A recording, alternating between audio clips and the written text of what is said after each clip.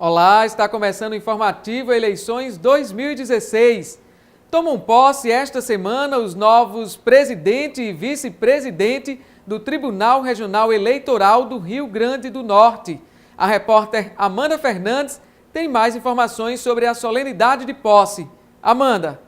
A posse está marcada para a próxima quinta-feira, dia 1º de setembro, às 5 horas da tarde, no Centro de Operações da Justiça Eleitoral, no bairro Tirol. Dilermano Mota será o novo presidente do Tribunal Regional Eleitoral do Rio Grande do Norte e Ibanez Monteiro, o vice. Eles substituem a desembargadora Zeneide Bezerra, atual presidente, e o vice, Virgílio de Macedo. E a desembargadora Zeneide Bezerra deixa o Tribunal Regional Eleitoral após ter organizado toda a logística para as eleições deste ano.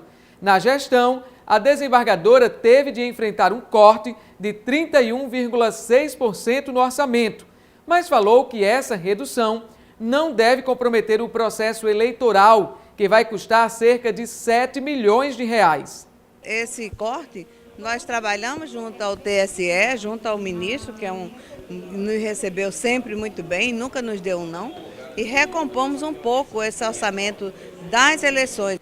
Cartórios e secretarias do Tribunal Regional Eleitoral do Rio Grande do Norte estão funcionando em regime de plantão. A repórter Larice de Souza tem mais informações. Segundo o calendário eleitoral 2016, até o dia 16 de dezembro, os cartórios eleitorais e as secretarias do TRE devem funcionar em regime de plantão, permanecendo abertos aos sábados, domingos e feriados. O expediente durante a semana, de segunda a sexta, é das 8 da manhã até às 7 da noite. Nos sábados, domingos e feriados, o atendimento é das 2 da tarde até às 7 da noite. Na véspera e no dia da eleição, haverá uma norma específica para o funcionamento dos cartórios e da Secretaria do TRE. TV Câmara nas eleições 2016. E vamos conferir agora importantes datas no nosso calendário eleitoral. Fique atento aos prazos.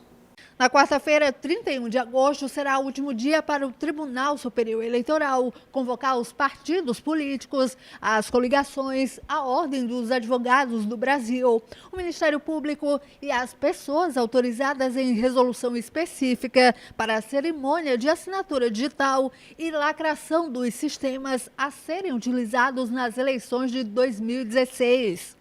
Já na sexta-feira, dia 2 de setembro, será o último dia para os órgãos de direção dos partidos políticos preencherem as vagas remanescentes para as eleições proporcionais, observados os percentuais mínimo e máximo para candidaturas de cada sexo. Também vai ser o prazo final para a entrega dos títulos eleitorais resultantes dos pedidos de inscrição ou de transferência. Prazo final também para o juízo eleitoral comunicar ao presidente do Tribunal Regional Eleitoral os nomes dos escrutinadores e dos componentes da junta eleitoral nomeados e publicar mediante edital a composição do órgão. Último dia para a instalação da Comissão Especial de Transporte e Alimentação e para a requisição de veículos e embarcações aos órgãos ou unidades do serviço público para o primeiro e eventual segundo turnos de votação. E será o último dia ainda para os tribunais regionais eleitorais designarem em sessão pública a Comissão de Auditoria de Funcionamento das Urnas Eletrônicas por meio de votação paralela.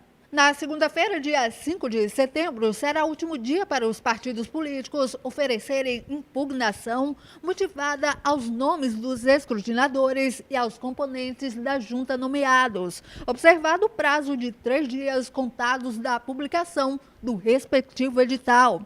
Também será o último dia para os partidos políticos, coligações, a Ordem dos Advogados do Brasil, o Ministério Público e as pessoas autorizadas em resolução específica impugnarem a indicação de componente da Comissão de Auditoria de Funcionamento das Urnas Eletrônicas por meio de votação paralela, observado o prazo de 3 dias contados da nomeação. Já sexta-feira, dia 9 de setembro, é a data a partir da qual os partidos políticos, as coligações e os candidatos deverão enviar à Justiça Eleitoral o relatório discriminado das transferências do fundo partidário, dos recursos em dinheiro e dos estimáveis em dinheiro que tenham recebido para financiamento da sua campanha eleitoral e dos gastos realizados, abrangendo o período do início da campanha até o dia 8 de setembro. Nas eleições deste ano, a urna eletrônica brasileira vai completar 20 anos. Vamos agora acompanhar essa evolução.